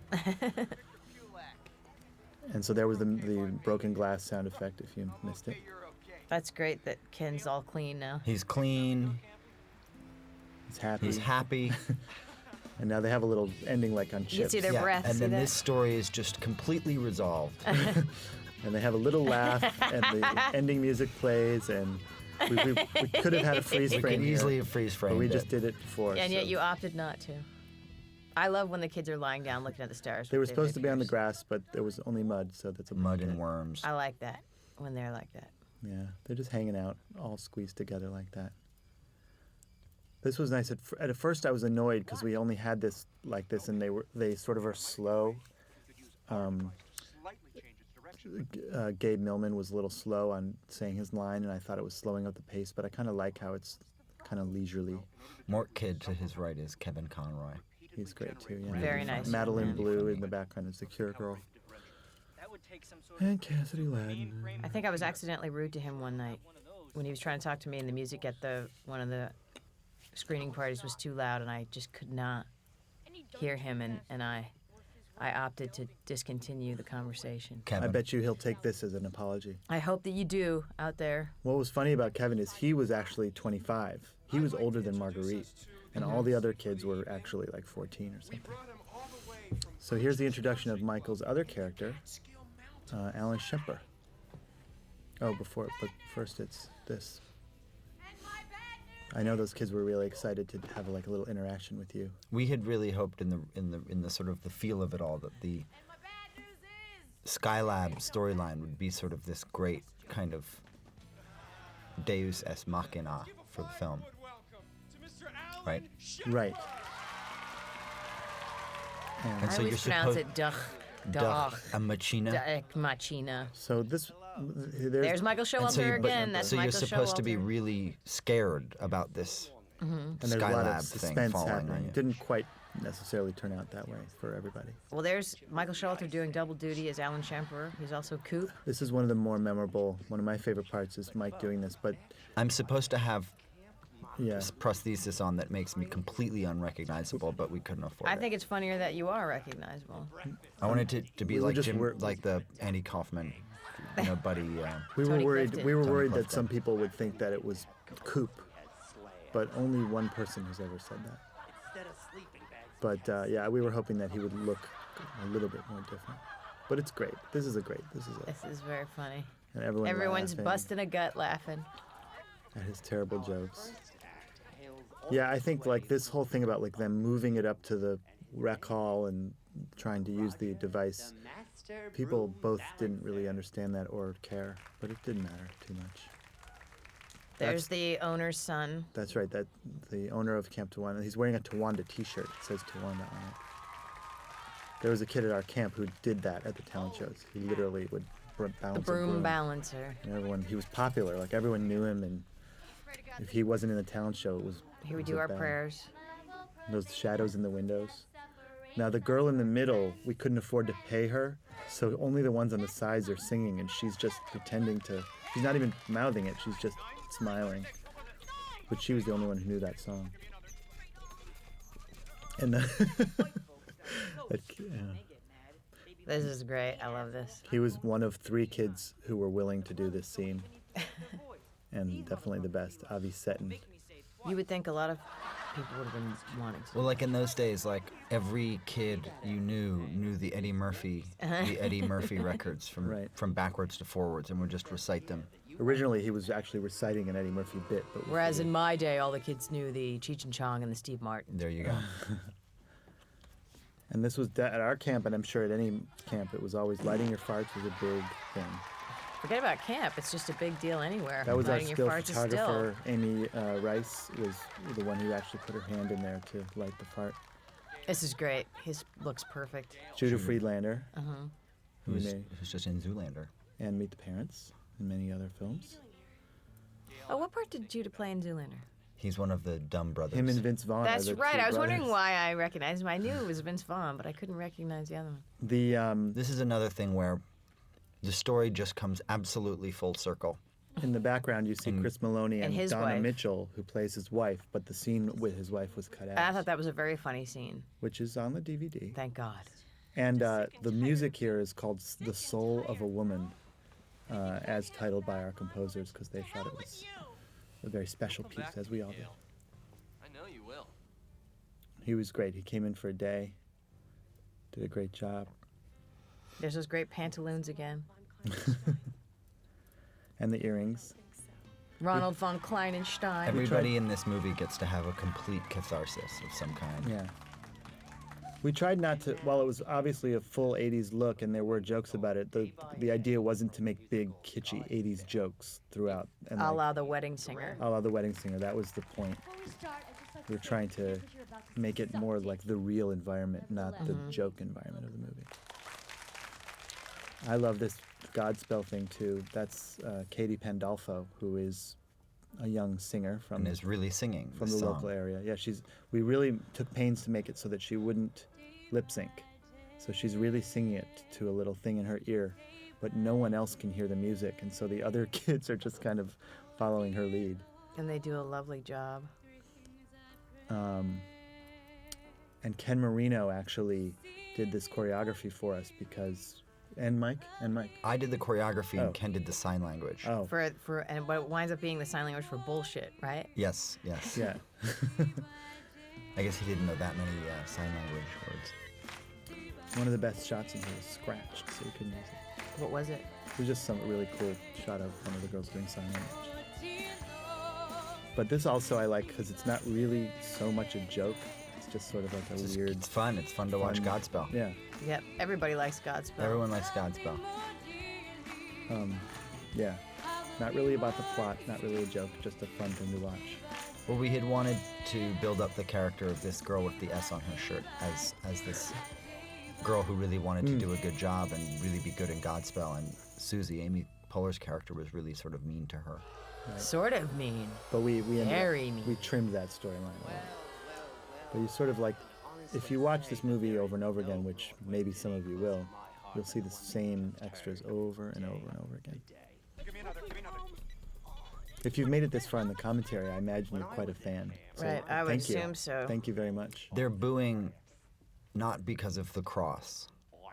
Yes, they Yeah. would never boo. They're the booing crucifix. because they thought it was bad, And that's even a though joke. even though it wasn't. And they were clearly enjoying it, Hence the joke. And there again is Zach Orth.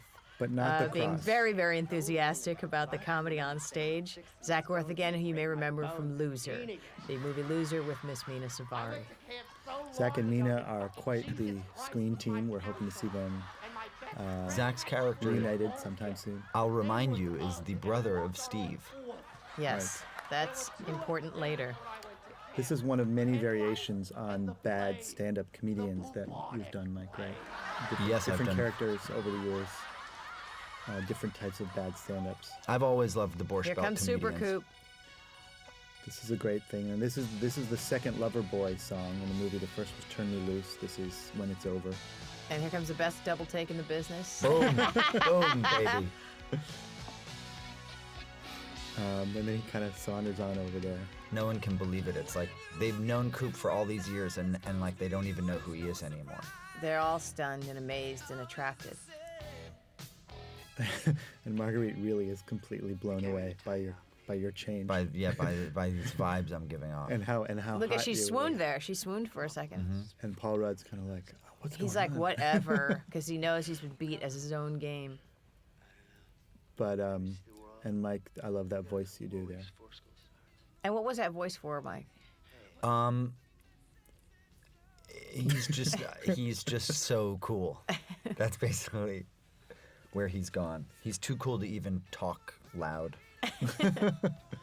This was also a great gag with that small box, which you'll see. Right. And then a lot of like sort of wailing and running back and forth because we figured we wanted to keep the geography right, and so your character Janeane had to keep running out of every scene to be so you could kind of be everywhere at Well, once. Beth is the ringleader. Beth is the puppet master. And here comes In the character classic- that is Zach Orth's brother, the character of Zach Orth. Right. And the classic sort of when you're at camp but you dress up outfit. Right. There's Zach Orth. Everyone comes. And that's to why camp. he yells that that's his brother. Yes. Everyone comes to camp with one tie. Everyone brings one nice pair of clothing to camp. And that's pretty much what it looks like. I remember we had a fight, not a fight. And but I have different discussion. lip color on in that scene than the other ones, just so you know. We had a whole thing with Meg, the editor, that there was no shot of him acknowledging her, but the truth is it was lost in the computer. And we had got this like big wind like gun, And if you got a wind machine, you can't not use it. and we shot the wind out of it it was something that was developed, I guess, for the Terminator. Here's a great, We definitely had a lot of fun with great joke there. Nice one. it. Mm-hmm. See that? And you don't know how this gentleman creates the wind. No. You don't need to know how. And you You also don't don't need really to. know why, and it's And okay. something that may or may not be clear is that there's a direct correlation between this The wind and storm Skylab. he's creating and Skylab, which is falling on And yet the everybody. wind doesn't manifest itself in the trees outside, yet somehow it moves Skylab. Yes, maybe. that's true. Well, it Or does maybe it later. was It the does. machine. Well, the wind is still inside the building. At this point. Right now, the wind is still It's inside about to the blow building. the doors off. There's about to be an awesome romantic screen kiss coming. Oh yeah, this is the big climax. I mean, let's make no bones about it. Now, this was when we put glitter in the wind machine, and it was a bad idea because it got in everyone's eyes. So we Somebody stopped should have doing known that. Well, this There you go, air guitaring. figuring out as we go along, Janine. That's how we did this. And here was a great little. And then when I got smacked in the face with some tights, I asked that they sew the tights to my jacket so I'd have it continuity-wise for the rest of the movie, and then it never wound up being used. Real disappointment. There's girl-on-girl action Yeah. that David Wain insisted was in the movie.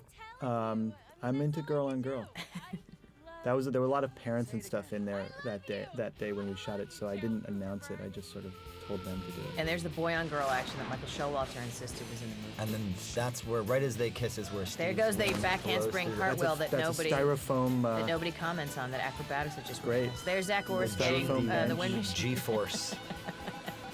Did a lot of fun with the wind, all on different days. So whenever we okay, so just as the wind is coming to its absolute peak, It moved the Skylab There magically you misses the And that's like a 400-pound, 20-foot long rec hall. thing that Mark White and his team built. That stayed at the Skylab. camp afterwards and then was removed from the camp after it was there was asked a whole to stay. thing with the camp as to who owned the Skylab. Major crisis averted. And yeah, so we tried to sort of climax as many And of the there's stories Zach Orth at doing a once. slow clap The slow clap, yeah. For his brother. One of my for favorite his slow brother's claps. for his brother. That It is was so- in Foul Play when the Pope starts clapping after the opera. Oh, the best slow clap is Burt Reynolds in Mystery Alaska. That is a good slow clap. I saw a funny thing on Saturday Night Live about a slow clap recently. There's a great one with Phil Hartman and Slow Jan clap. Hooks where they do sarcastic slow clapping. And there he is. He's like, "Yeah, I did it." I wanted to get Gene Chris Maloney going. That was a really good bit. We There didn't have goes. time. Look at Coop hyphen Alan Champer. There he goes. This is one of Oh, my favorite boy. pieces of music here too. There's I think more this is romantic. The- I think this is Saxophone. a nice. That's a very nice kiss. ending shot. yeah, because you got to make out with that girl. Yeah, man. Was it hot or what? So And then this first shot was done in the reshoots months later because we wanted everyone to see this great prop. So much like all of these films, everybody gets a happy ending. Everybody's story gets to come together and wrap up nicely. Except yours. I want to And that's mention kind of the. That's kind of. This was the- very early in the morning. this gets a huge laugh when he hands the trophy off. That was something that came up just out of necessity. That was very great. I want to mention before we're done what great job Ben Weinstein, the cinematographer, did in shooting this movie and creating the look, I knew this would happen. Meet you and fall as well as Susie Ferris, who did all the casting. I've already told them. I need Thank you. You're welcome. And Howard Gertler, who did all the post work on it. Those basically all the adult extras in the movie were. We put an ad out for anyone who had an old car should bring it, and then they could be in the movie. But the cars turned out to be mostly from like the 50s. We're gonna have a And this is where Beth's character gets pregnant. Oh, have we missed the girl who just goes and stands there? No, we have not. Yeah, we had a lot of fun. Both me and Chip, the assistant director, and Mike and everyone, we, building things for kids to do in the background. Like cartwheels. Like cartwheels, Like for cartwheels or instance, playing- or in- wrestling over. over what a is that? rag. We had like a Pillow. Greco-Roman Pillow. wrestling in one. That we was tried. great. With the guys in the speedos. In the speedos, great. Yeah. That was Is that in the cutscene? It's in the cutscenes, good. yeah. Good. I And love then what there's Chris Gene. Maloney's So This is wearing. the in girl. this. This is the girl, the extra in the background who. Oh, yeah? Who runs behind the thing. We just missed it. Oh, we did? Yeah. No, Oh, no, the it's one with coming the up. with the No, with it just the happened. boobs. Oh. It just happened. So you'll go back and you'll look at that. But Everyone's life. Gene's wife, Donna Mitchell, is a veteran New York actress who happens to live in my apartment building. I see her all the time. Is she angry at you for cutting her scene? I don't think she's happy. I don't think she's happy about it. We don't have as many tea parties as we used to. Gene, it turns out, is married to a successful novelist who we meet in the movie, but we had to cut that scene. How come the kids don't have a change of clothes and yet the adults do? We made a decision about that because they're so identified by what they're wearing that we needed to keep them in the same clothes. And they haven't gone to sleep. Because they're so excited about Skylab. Because they're so excited. But they've all changed. And this scene is the only time I've ever liked when somebody acknowledges the camera, which is what you do, Michael, and I think you do it very effectively. Well, we definitely made a deliberate decision to do that once in the movie. I liked it. And no more. In this one instance. Break the fourth wall. In writing this scene, we'd also hoped that people would feel sympathetic to Marguerite as well as Coop. That Marguerite's actually making the same choice we all would have made if we were in the same situation. Speak for yourself. And that, yeah. I would have never gone with the Paul Rudd character. I would have totally gone with Super Coop. Yeah. But he's not Super Coop anymore. That's the problem. That's what I'm saying. I wouldn't have gone with Coop. She was with Super Coop when he was Super Coop. The minute she says she wants him, he becomes Coop again. Mm-hmm. And this scene Marguerite is great, but it's also really all about the reactions, which we had a lot of fun choosing and editing together. It's coming. Yeah, the look to camera is pretty It is key. effective. There you are. I like that. Marguerite was so excellent in this part. Yeah, I think there's a truth to the fact that she rejects Coop at the end. I think it's a nice thing. Exactly. I think it's a good thing too. It would be too wouldn't saccharine. be right. It wouldn't be right if they wound up together. And it's not just a joke. It's like I believe it. And it's cool. I also like this concept that ostensibly Coop is fine because I like he's only 16. Idea that Coop has a comb in his back pocket. Yeah, those Valenti jeans were a major, important part of the whole. I got a pair of those too. I did too. That was my major souvenir. Except I can't fit into them anymore. Some people have asked who this is that comes up to me here at the end, and it's Janeane. Oh, they didn't know that. And in this overhead shot, that's Janeane. And basically the idea here is that life goes on. Life goes on, and that Coop and who the heck did they think it was? Who else had a denim wrap I around have no scaring idea. on? Who sounds like Sheesh. Who sounds like Janeane Garofalo. One of the things that was so important about making the movie was assembling our dream cast of people to work with, which included all of our friends and collaborators from the state who we've worked with since we were freshmen in college. The comedy from group MTV that we were in from 1988 on, and we had a show on MTV, and those are our great friends. Ken Marino, who plays Victor, Joe Truglio, who plays Neil, Michael Ian Black, who plays McKinley, David and myself. And then Carrie Kenny, who did a part that was cut. This was a great moment for us all to work together again on something. Even though we all worked together in different variations all the time, this was a really a good project. It was a great cast and crew. It was a great crew. Fantastic crew who also put up with the conditions that, of the rain and living in bunks. And very difficult physically, but a lot of fun. And if you think about the jobs that were done by the casting crew, with those degree of hangovers, that is absolutely amazing when you think back. You can learn more about this film at www.wethhotamericansummer.com. Or you can read more about it at your local public library. Right now, these are all the people that worked incredibly hard on the film. They were all part of our Wet Hot family. And don't despair, ladies and gentlemen, because another funny scene is coming up if you can hang in there with us through the credits. You may not have even known about it when you watch the version without this commentary. Yes. Till the end to see that funny scene at the end. But that's why it's such a bonus for those who really stick it out. Right, I guess. I always get a bonus when I stick it out. Stop! You stop it. That's dirty. No, I said thank you. Do you, when you wake up in the morning, do you have a bonus? Sometimes I have like an early morning bonus. This will make them stay, this kind of banter.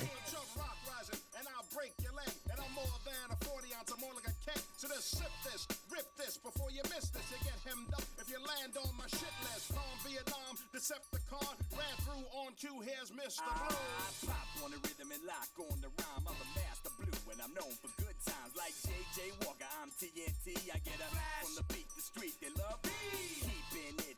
inviting all my people, equal, legal. Seep out of the disco, just run a New York to Frisco. Cause it's a wet, hot summer in America. Too hot to handle, too cold to hold. This summer it would all unfold. You gotta get what I get, what? Get at what? Get got somewhere in America.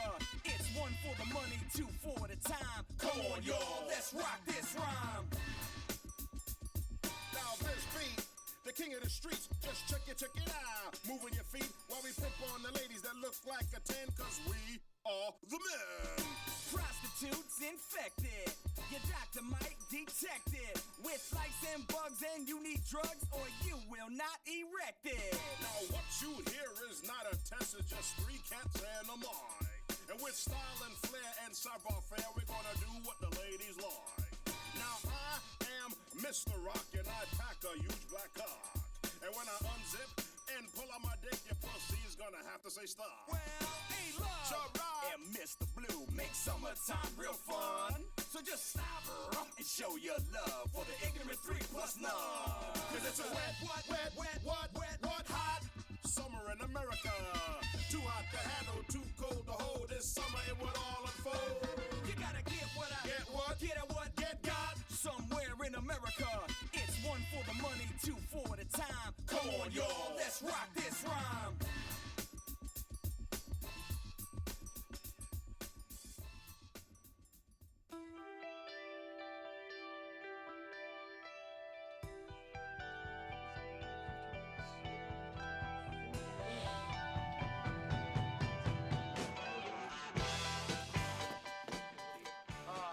Sorry, I'm late. I thought we said 9:30. No, we said 9 so we could be here by 9:30.